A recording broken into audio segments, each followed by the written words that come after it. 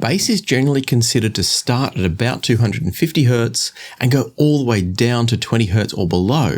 Technically, as we drop below 50 to 60 Hz, it's normally called sub-bass, but it's ultimately all a part of the bass range. Barring a bass solo maybe in jazz, or an epic bass line in some other types of music, there's rarely meaningful melodic or lyrical content in the bass regions of the music. Instead, bass tends to define the rhythm and the body of the music. And that's why not having enough bass in your listening setup can rob the music you're listening to of its foundation and its drive.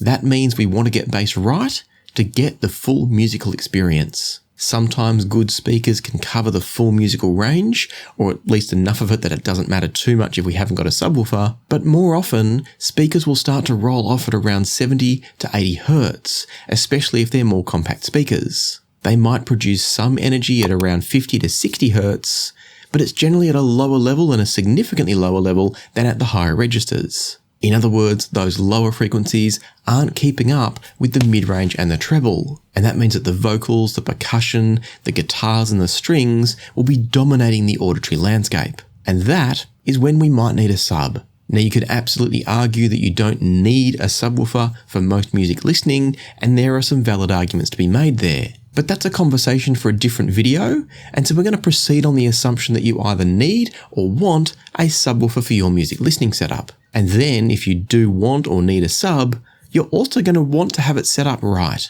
Let's move through some key settings and how to get your sub set up just right to maximize the sound of your 2-channel hi-fi setup. Much of what I'm going to tell you here will also work very effectively for home theatre as well, but your specific tuning of the system might be a little bit different for music listening than it is to capture the thump and rumble of a movie experience. And so let's step through the placement of your subs, including the use of a mono sub or a pair of subs in stereo, setting crossover frequencies or when the sub takes over from the speakers, phase adjustment, I'll explain what that means when we get there, and then of course level adjustment too. And the first thing we need to think about is where to even put your subwoofer. Subwoofer placement. Some people will tell you that bass is non-directional, and that's kind of true. We aren't very good at understanding where bass is coming from if we're only hearing the bass on its own. However, if the bass is strong enough, we can sometimes feel where it's coming from. And if it's accompanied by higher frequencies that arrive to us at the same exact time, that can also help us to pinpoint the location of the bass in space. That's all to do with how our brains process music based on the timing of when the sound waves arrive at our ears, and I've covered off all of that in a separate video called The Secret to Wonderful Sound.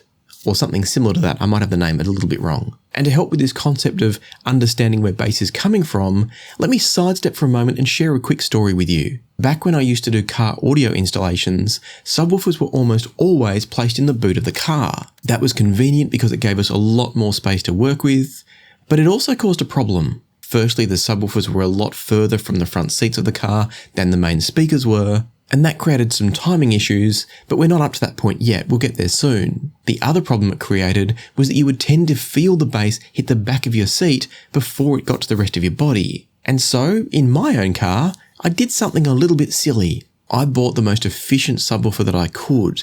It was a 10-inch Alpine unit. And I installed that subwoofer in a very compact box and tucked it up in the footwell of the passenger front seat. It wasn't so good for the comfort of my passengers, but I didn't have passengers very often then. And what it was good for was that now, when a bass note hit, I felt it in my chest first. It was just like a kick bass or a bass guitar was in front of me where it should be if I was listening to live music. And so that's point one for me in positioning your subwoofer. If you can, put it in front of you. The next consideration is where in front of you should put it. If you have just one sub, I would recommend putting it directly in the center between your left and right speakers, or as you're seeing it, left and right speakers. Even better than that though, is to get 2 subs and put them directly under your left and your right speakers. Remember that this video is all predominantly intended for music listening. You might choose to do things differently if you're doing a home theatre setup. And the reason I'm recommending the 2 subs aligned physically with the speakers or a single sub in the center of the speakers is that our brains, as I said before, will tend to process sounds that arrive together as belonging together. If your sub is closer to one speaker than the other, it can tend to make it sound like the bass is coming more from that side. That can produce a slightly lopsided feeling in your soundstage, and whilst it is slight, it's better to avoid it if we can. The other thing it's going to help with is the timing alignment or the phase alignment of the subs with the speakers. And that's all about making sure that our subs are working effectively with our speakers from a timing point of view,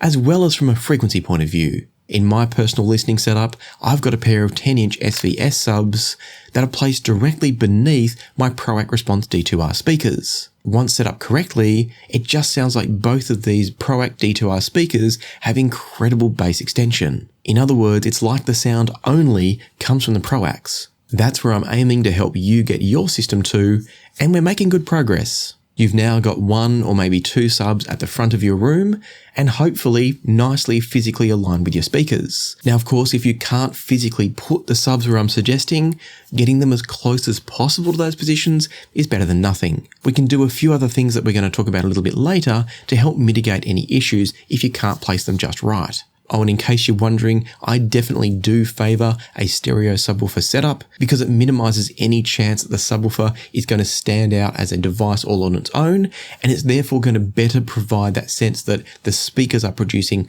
all of the full range sound and the subs will essentially disappear from a sonic point of view. And so now that we've talked about the physical placement of the subs, let's move on to the frequency setups.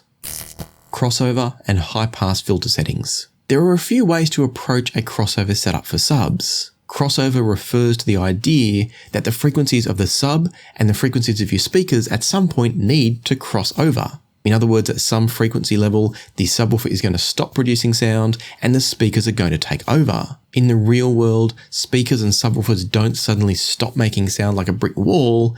Instead, they roll off in a gradual slope. Our job is to align the upper frequency range of the subwoofer as it begins to roll off with the lower frequency range of the speakers as they begin to roll off. The end result, if done right, should be that the sound just continues as essentially a flat frequency response. Keeping in mind that there's rarely such a thing as a truly flat response because you get room acoustics, you get the natural voicing and tuning of the speakers, but the point is we want to get it to the stage where we don't have a big lump or a big dip where the speakers hand over to the sub and vice versa. And there are a few controls we can use to help with this process. Most subwoofers will have a control to set the upper limit of the subwoofer's frequency range. In other words, if you want your subs to take over at 80 Hz and below, you can set the subwoofer's crossover frequency to about 80 Hz. And then in some systems, you'll also have what's called a high pass filter setting, and that's going to limit the amount of bass going to your speakers.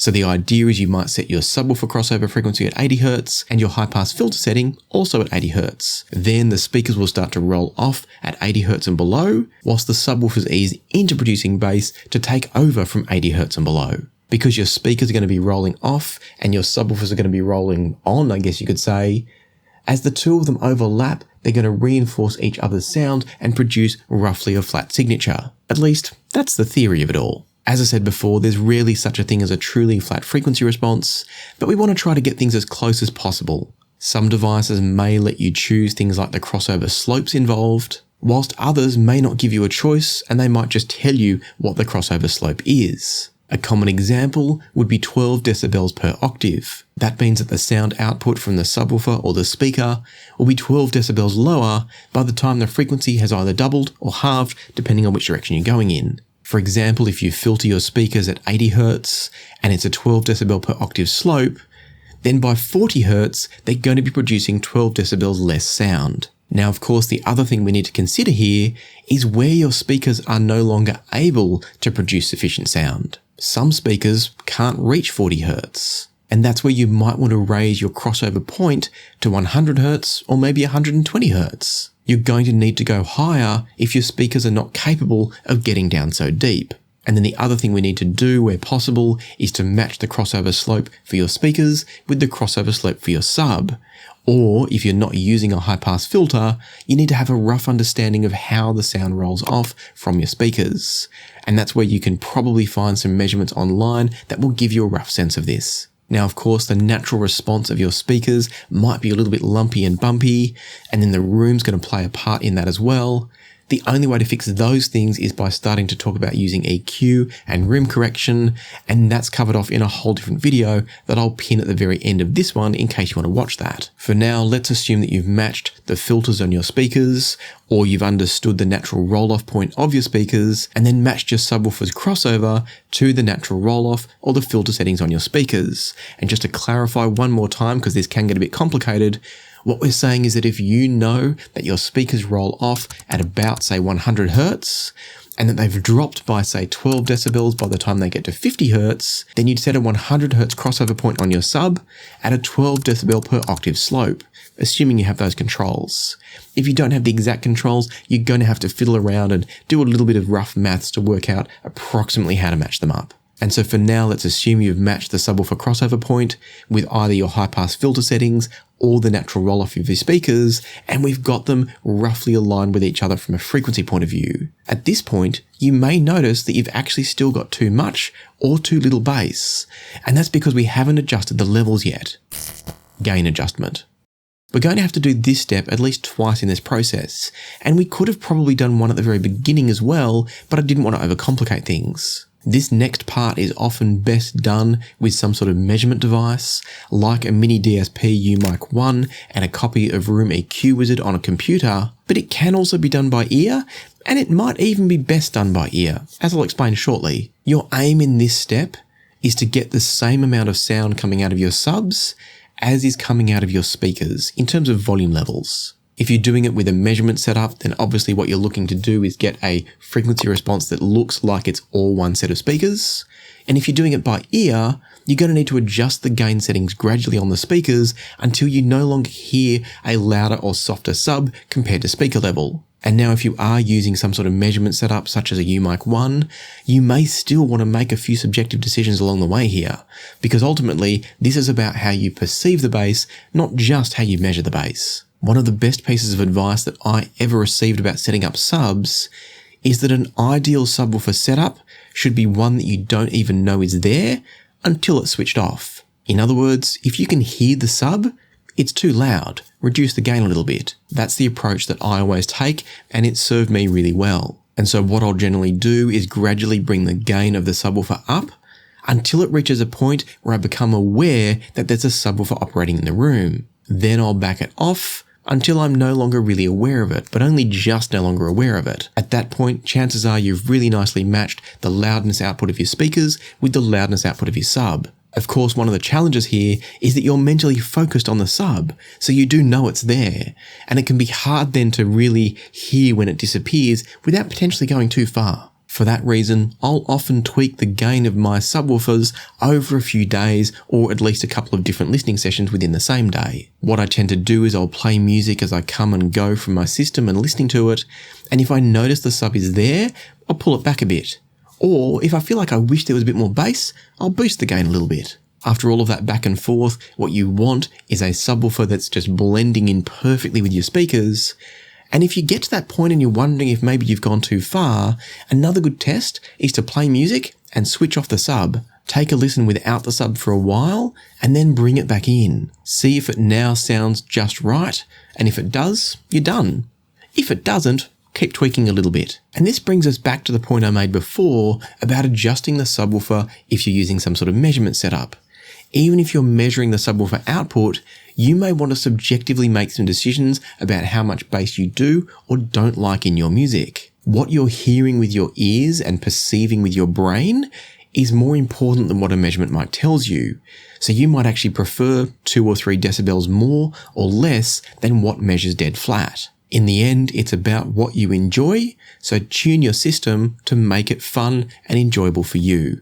And you can always tweak it later if you think you've messed it up a little bit. And then one final point that I possibly should have mentioned a little bit earlier is to make sure that you do all of your tuning, your listening, and your measuring for this process in the place that you're actually going to be listening to the music. Don't fall into the trap of tuning the gain for your sub or the levels of your sub by ear whilst you're right next to the sub with your hand on the dial. How the subwoofer sounds right there in that spot could be very different from how it sounds when you're sitting in your lounge chair. Your room could have a negative or a positive bass zone where the subwoofer is or where your lounge chair is, and that's why you need to tune it in the place you're sitting. The resonances in the room can significantly change the sound, and particularly the bass, depending on where in the room you are. So always make sure to tune the system in the place you're going to be listening to music most. And so hopefully at this point, you've got your subs positioned nicely, you've got the frequency crossovers tuned nicely, and you've got your level settings just right. That means we're now ready for the trickiest adjustment of all here,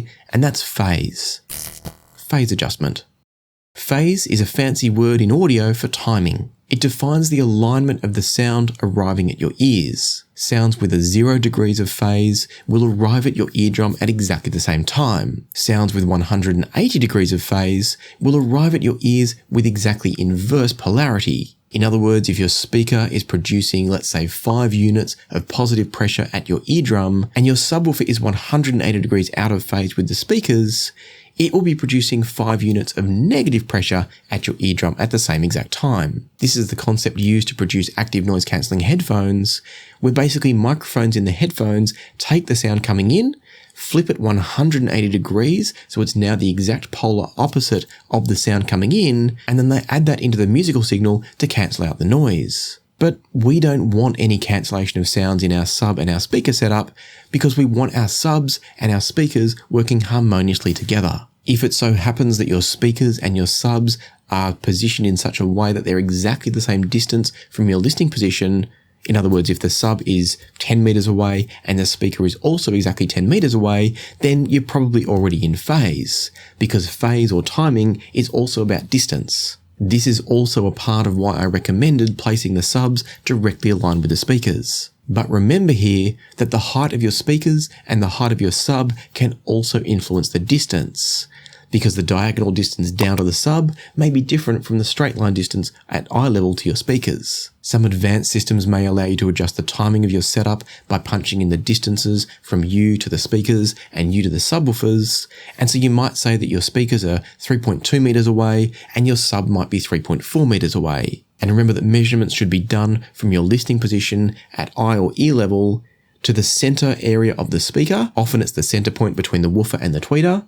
And then as well from the same eye level or ear level in your listening position to the center of the cone on the subwoofer. If you're able to do that, the system's going to take care of phasing for you. And so if your subwoofer also has phase adjustments, be sure to leave those at 0 and let your system take care of the subwoofer timing. But if you don't have that sort of distance-based setup, then you're going to need to make some manual phase adjustments on your sub. And I should add, if you're happy with how everything sounds and it sounds great, you could always choose to bypass this step if you want to, especially if the subs are very close already to the same distance as your speakers. However, if you do have a significant difference in the distance to your left speaker and your left sub, and your right speaker and your right sub, or if you've got a centralized sub and it's a different distance from your listening position compared to your left and your right speakers, then you're going to want to make some of these changes. If we remember for a second what I said earlier about active noise cancelling headphones and being out of phase, if our speakers and our sub are not in phase with each other, if they're slightly different distances from us,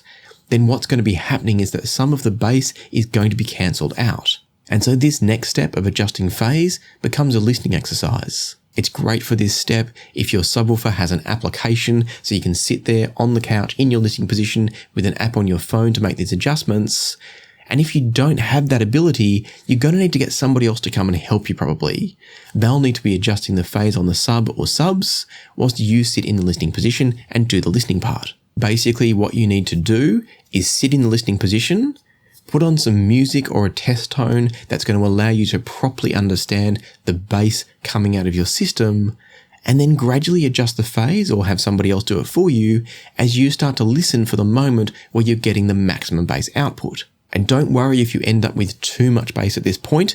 We'll come back and fix that in a second. The other thing to keep in mind is that if you do have a dual subwoofer setup, it's going to be easiest if you switch off one sub while adjusting the other and then swap over. And so go through this process for your single sub or for each of your stereo subs and adjust it until you feel like you're getting the maximum bass quantity out of that subwoofer, even if it's too much. Once you hit maximum bass quality, that means that the subwoofer is now in phase with your speakers, there's no cancellation going on, and if that's resulted in you now having too much bass, as it probably will have if your subs were out of phase at the beginning, then you just need to repeat the gain setting process now to dial the subwoofers back a bit. So again, play some music, pull back the gain on the subs until the subs sonically disappear, and you're now ready to go.